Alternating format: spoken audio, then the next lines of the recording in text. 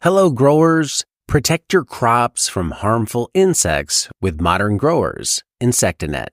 This top-tier insect netting made by Modern Grower shields your plants from pests and harsh weather, boosting your yields without harmful sprays. Insectanet's unique design allows 90% of the light to pass through and is easy to use with low tunnel systems like our Quick Hoops. It's soft, elastic, and durable, perfect for field use to help ensure that your crops thrive. Say goodbye to pest damage and hello to healthier, market-ready produce. Invest in Insectanet and see the difference it makes. Get Insectanet at shop.moderngrower.co or using the link below. Immense amount of rains. You mentioned in the previous episode that you had, I don't know, what was it, a meter a month or something like that last year?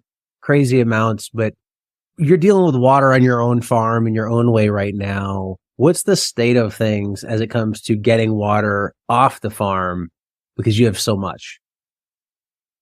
When we altered our landscape a little bit just to let the excess out, we did that years ago. Prior to that, I've got photos of my 4-year-old with a snorkel and flippers in like a lake. And if it can't get out and it's sitting, that's when you're in trouble, regardless of your total rainfall for the year. It's tough looking at sitting water, and that's where we started.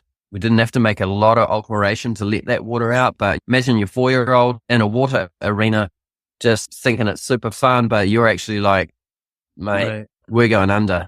Is it still a problem now, even with the work that you've done? It seems like you've gotten a lot of rain over the past year. You've added greenhouses that obviously protects what's inside, but is water a problem with, because again, just for people who haven't maybe listened to the whole series, an average month, how much rain are you getting? On a wet month, 500 mils, half a meter. That's a very wet month, but on average, 300 mils, like that's normal. So we can have 300 mils 9 months of the year, and it can be any month. It can be like, peak. It can be like 10 peak inches. Summer. Yeah, it's 10 inches. That's quite a bit. Does that pose a problem? If it can't get out, it poses a problem. And our last podcast, we looked at top 23. I've seen more farms underwater in the last 2 years than ever. The weather's unsettled, we'll say it that way. Yeah, it poses big problems if it can't get out. And I think I'd like to start with this one, Diego. If you're looking at a site to purchase, you want to look at your total catchment area. Like you might just have a small bit of land, but the lay of the land, that your total catchment could potentially be huge, which means all of that water, if you're the low point, is going to come to you. So the catchment, you might only have 4 inches of rain or something, but your total catchment could be massive. It could be acres and acres. That's all going to head your way. So it might down left field, but we have a shared right of way next to us. And for our part of it, when the time that I work on that is in the torrential rain, I'm in my gumboots and rain jacket. That's when the water's running. That's the time to work on it and see what's happening. And my neighbors drive past, they half wind down the window and they go, "You crazy?" And I'm like, "Mate, this is the time to be doing the work." Yeah, because that's one thing that if you're not careful on your water management, we can definitely talk about this in a future episode, all the work that you do building beds, all the work that you do building fertility, the money that you spend can literally get washed away.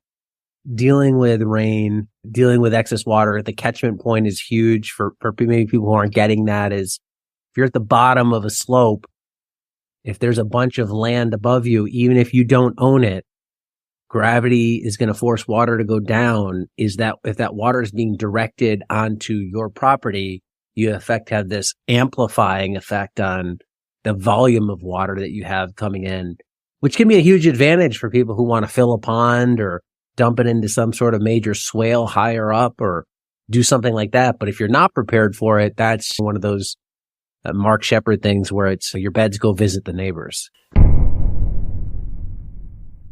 If you enjoy farm podcasts, then tune into Carrot Cash Flow for all things farm business. Join us as we explore the latest trends, tips, and stories from market farmers running businesses just like yours. Whether you're a seasoned farmer or just starting out, our podcast has something for everyone. Listen in and grow with us. Available on all major podcast platforms. Don't miss out. Subscribe to Carrot Cashflow today.